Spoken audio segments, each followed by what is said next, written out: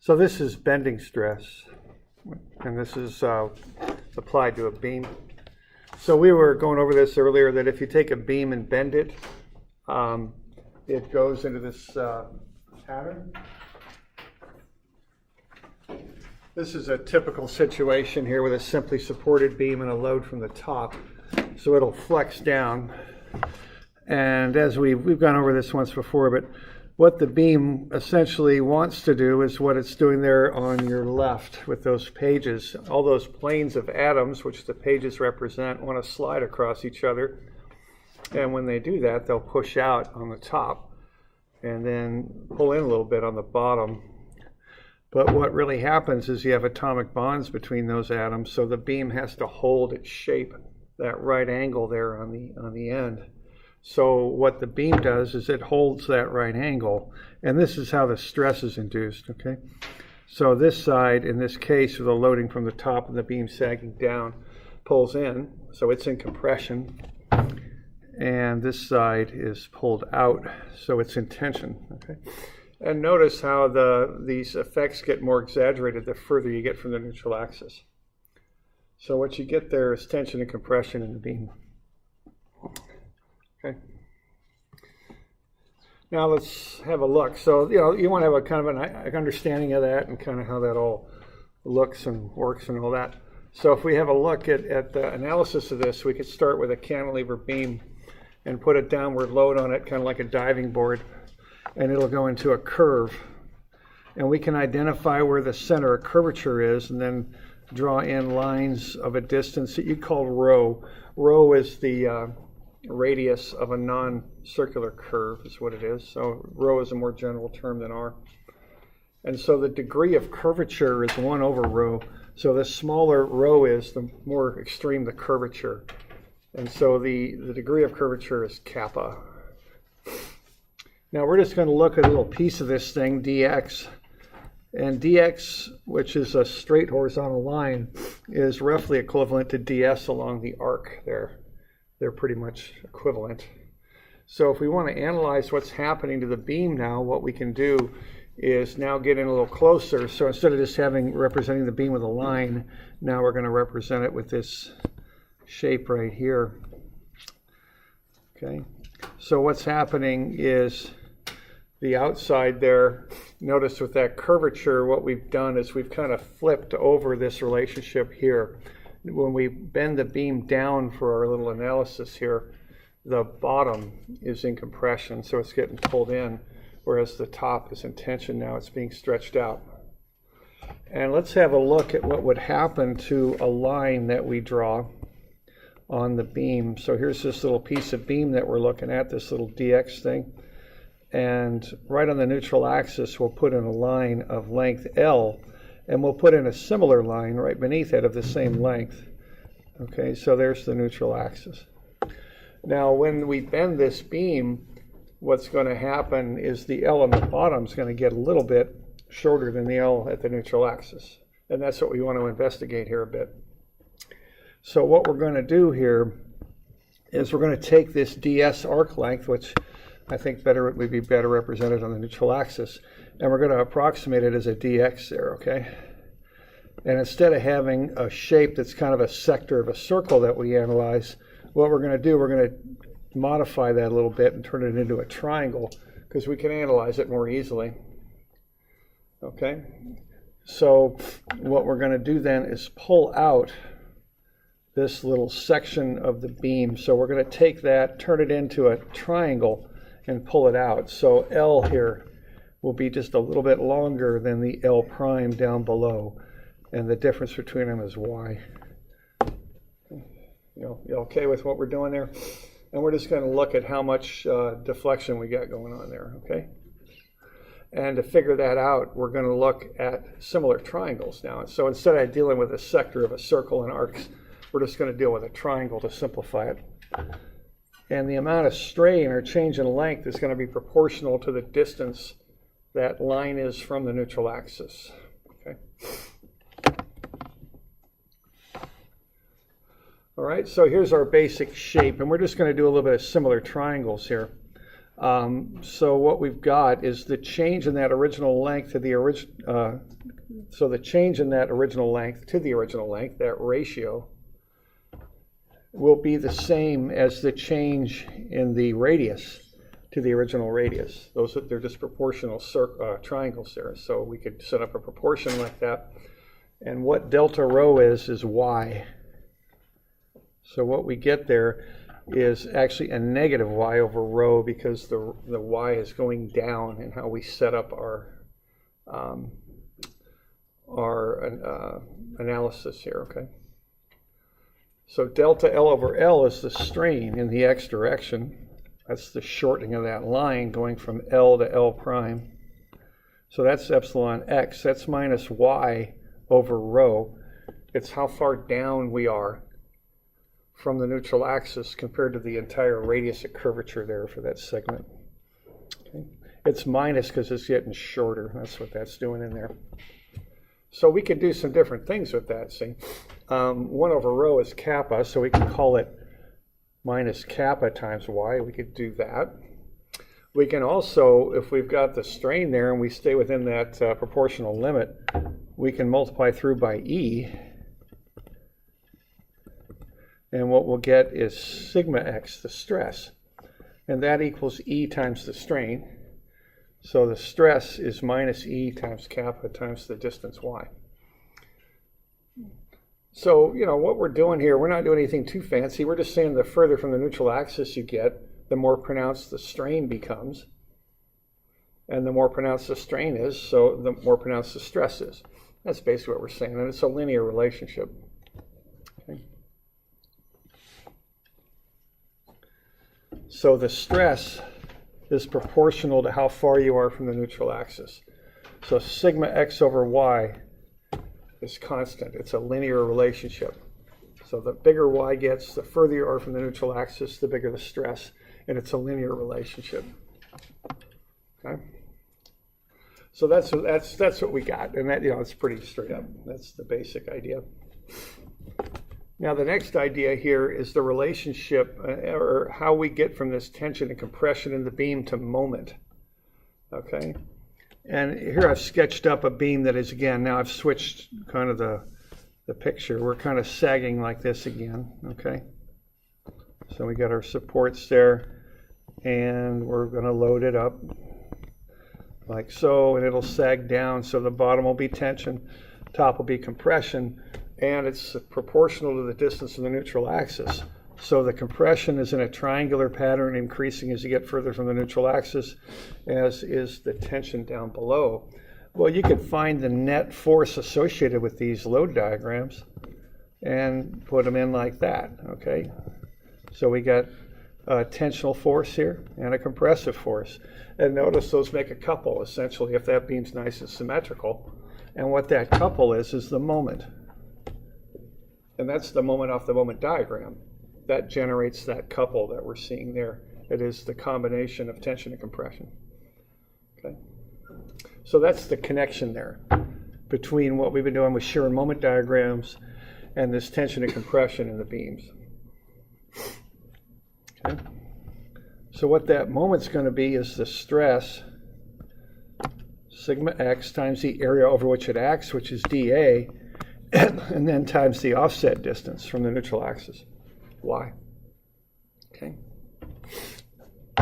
And then you find for each little dA, you add up this term, and then you add up all of these terms over a given interval, and that'll find you the moment. Okay. So we're just taking stress times area is force. Force times the offset distance is the moment. Okay.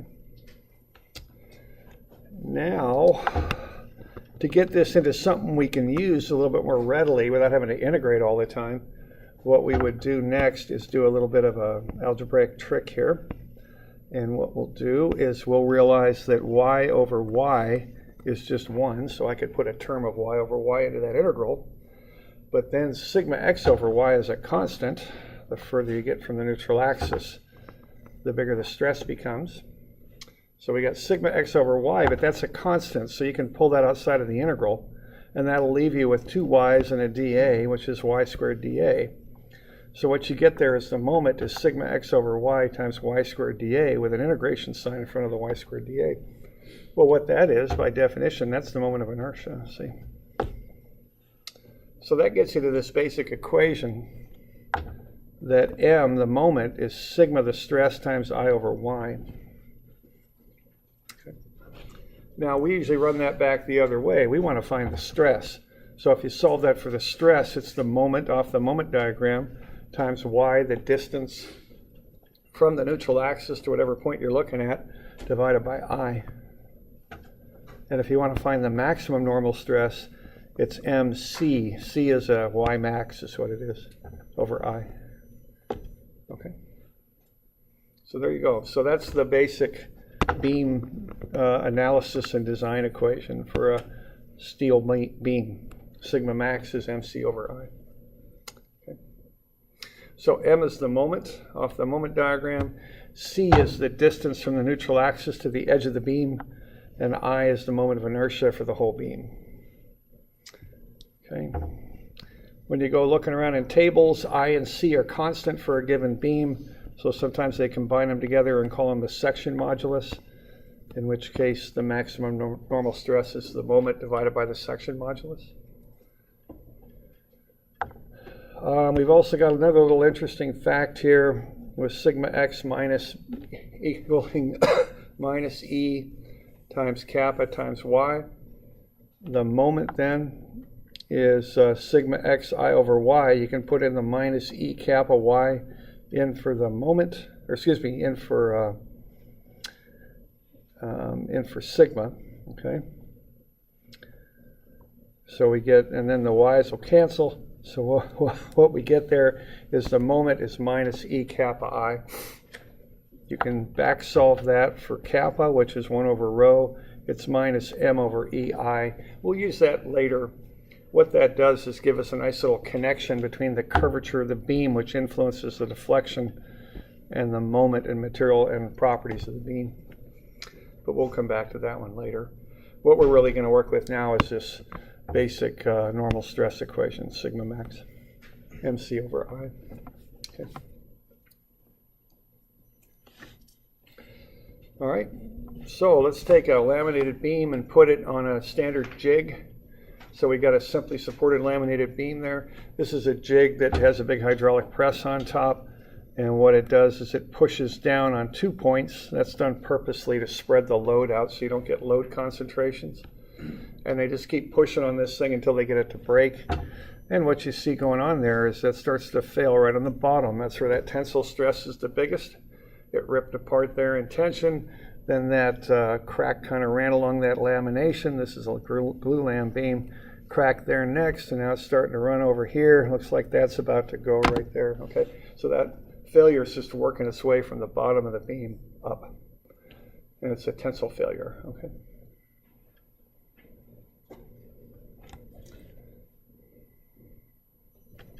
All right. So why don't we have a look at an example here on page 840. We got any questions on this?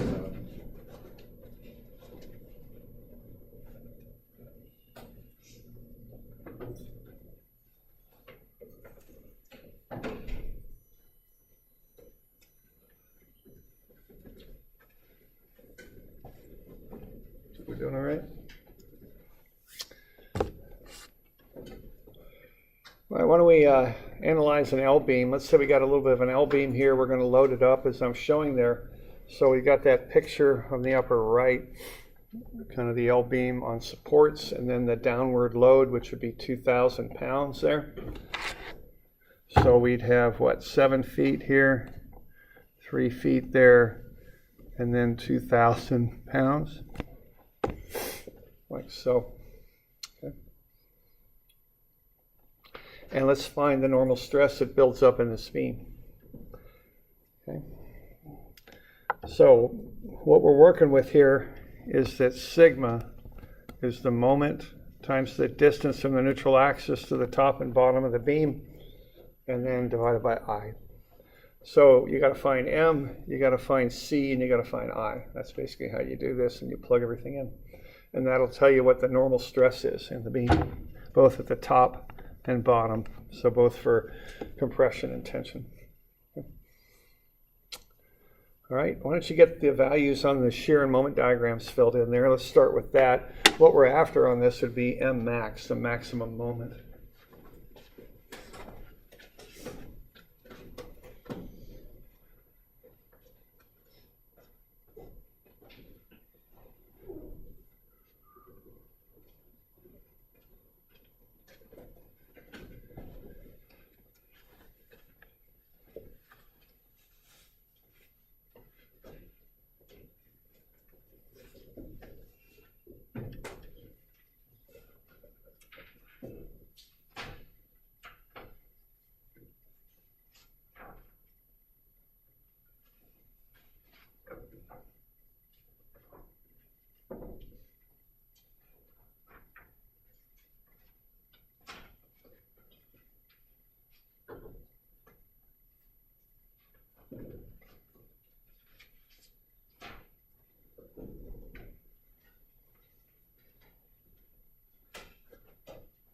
What you want to be doing there is use the reactions to get the values of the shear diagrams and find the areas of the shear and work your way through to get to the moment.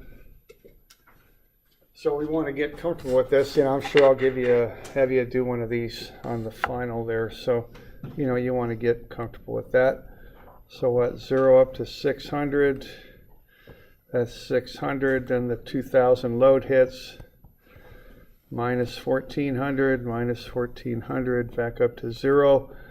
And then you want the areas under the diagram there. So I think this area here is 4200, I think. And this area here is negative 4200. So I strongly suspect that M max there is 4200. Because the change in moment is the area under the shear diagram. Okay. Doing all right with that?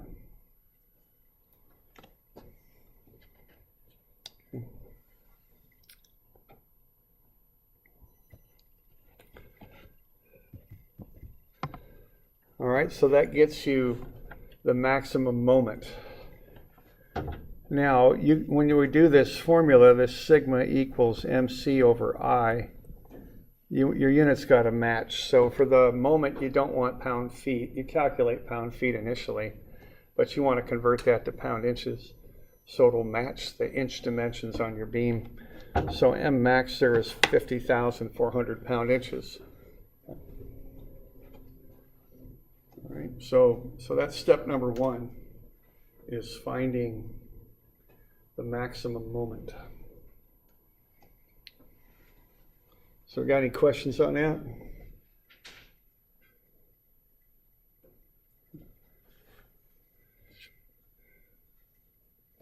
Okay. Step the second is to find the centroid there. So I just broke the thing up into a big rectangle 10 by 2 and a little rectangle 2 by 2. And we just go ahead and find that centroid. So once you get the centroid for that thing, ought to be a little less than 5. I think it's 4.67 or something. I can't quite remember what it comes out to be, but somewhere in that general range.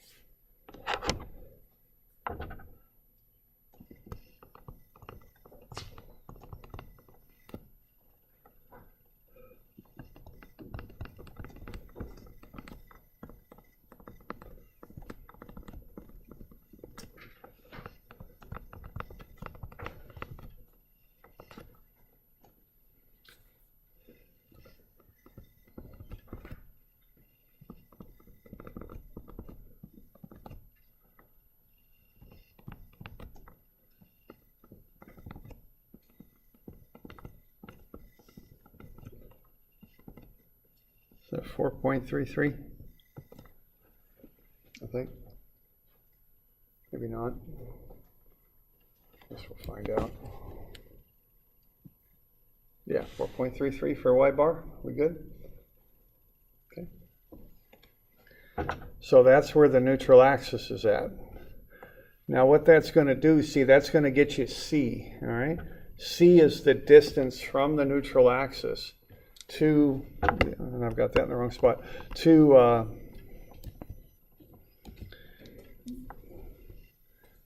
the edges of the beam. You go to the edges because that's where the stress is maximum.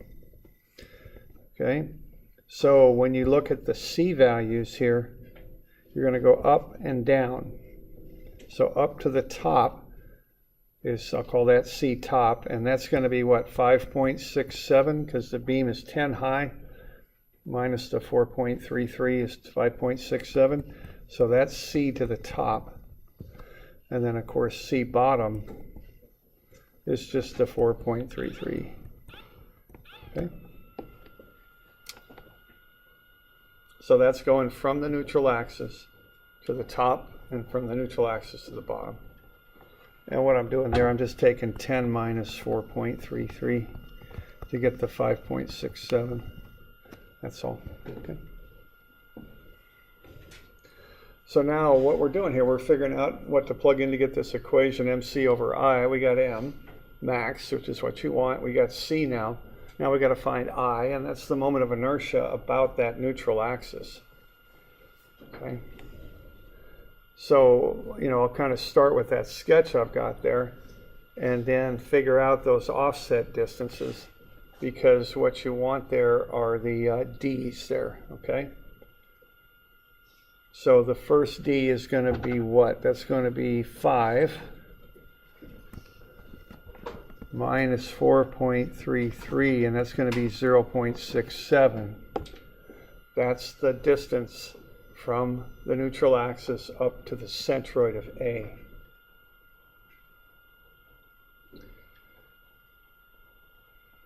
And then once you figure out the one down below, down to the centroid of B.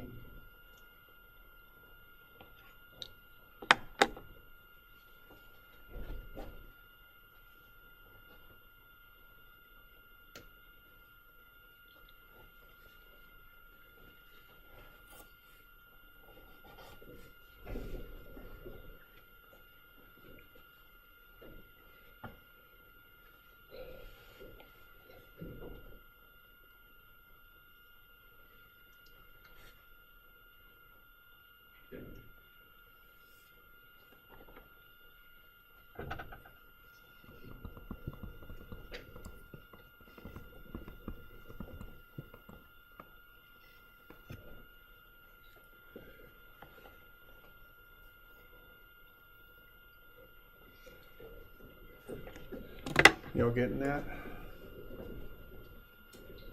I got a negative value on that, but the negative's kind of irrelevant. It doesn't matter that much because you're going to square it anyway. So, you know, sometimes people don't even bother with it because it doesn't make any difference.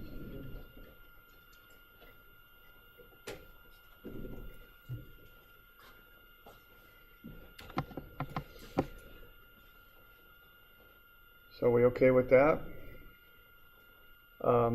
Negative 3.33. Okay, that's from the neutral axis down to the centroid of that little part there, B, that sticks out from the L beam there. Okay. All right. And that's probably the most challenging part of filling in the table. I mean, you know, I'm sure you can do the areas easy enough. And then I is just BH cubed over 12.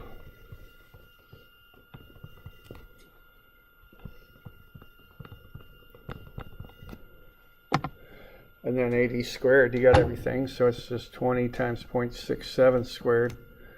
And this is 4 times negative 3.33 squared, but again, the negative just goes away. It's no big deal. Okay. Y'all okay with that? Okay.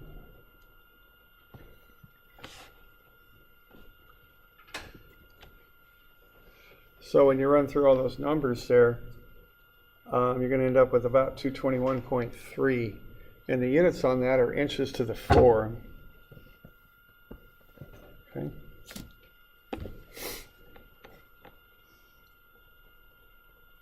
Okay.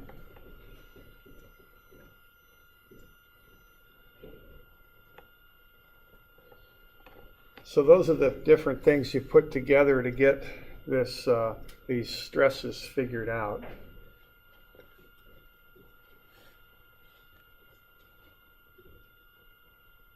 So you got to find M off the moment diagram.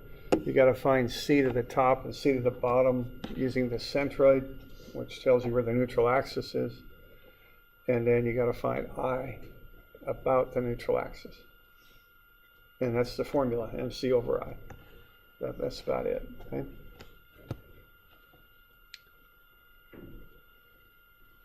So we're good?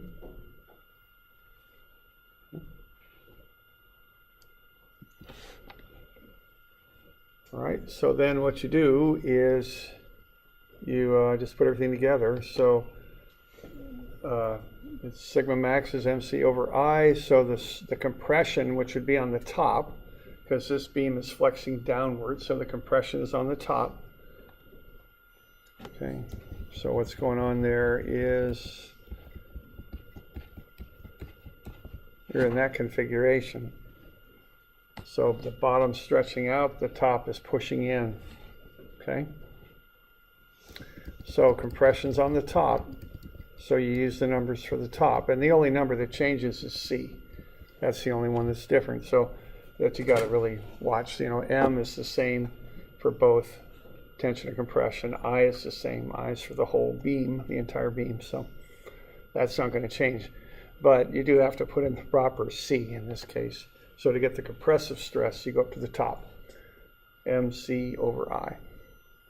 And when you run those numbers, you come up with 1291 pounds per inch squared. Okay. And then you do the same thing for the bottom, for compression, for tension. And you're still going to have 50,400 pound-inches for the moment, and you're still going to have 221.3 inches to the 4 for the moment of inertia, but your I changes because now you're going down to the bottom. The further, the farther you go, the bigger the stress becomes, the more pronounced the curvature becomes. Okay. So you just go ahead and plug into that, and you'll come up with the maximum tensile stress, which is 986 pounds per inch squared.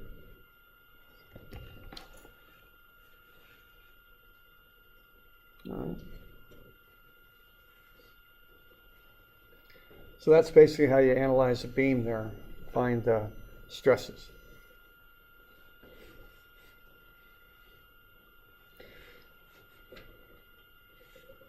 So that's a process, and it's driven by the formula. That's how I think about doing this. I look at that formula, MC over I, and I got to find M, I got to find C, and I got to find I. And so I find those things so I can plug them in. Okay, so get this one figured out. This will be on the final for sure, so just be sure you can walk through this one, okay? And you understand the steps and can do them, okay? All right, now let's say this is a wooden beam. Now this analysis works for a beam that's made out of a homogeneous material. It works for a steel beam, it works for a wooden beam. It will not work for a reinforced concrete beam, because a reinforced concrete beam, you got concrete and steel both that you have to account for. So it's a little bit more involved on a concrete beam.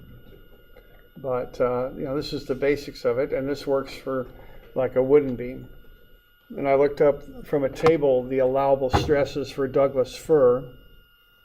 Now wood stresses typically are all over the place, so they're very conservative with how they design wood. Wood's, it's hard to control the quality of it, of course.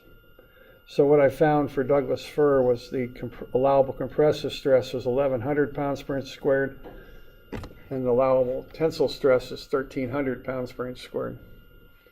That's along with the grain. You have to spec out, which way you're running with the grain.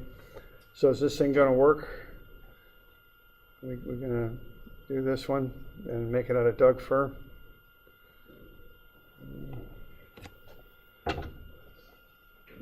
Yeah, we are, because that ain't gonna work, is it? Okay. So what you'd have to do there is go with a bigger beam, or maybe a different kind of wood that would be stronger or something. You'd have to make some sort of adjustments on that. Okay. Now they are working with wood a lot now. Of course, the Northwest is really interested in that, and they're making really tall buildings out of wood now. I'm not sure they're treating it in some way to make it stronger and more consistent in quality. I don't know the details on that, but I know they are designing, or they are building or have built a very tall wooden building, and they're trying to do that. So, of course, they uses products here from the Pacific Northwest, and it's sustainable, and it even locks up a bit of carbon in the material of the building, which is all good. So they're working on that. Okay. All right. So that's basically how you run through a bending stress on a beam. And bending stress is tension and compression. Okay.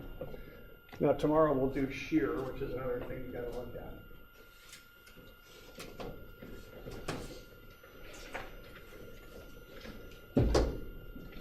And those are the two basic things you look at when you design a beam: is normal stress or bending stress, which is tension or compression, and then also shear. So how about doing a couple of these? How about 351 and 353? We'll go over these tomorrow, so we'll make these due Monday, which I'm pretty sure is the 4th of June.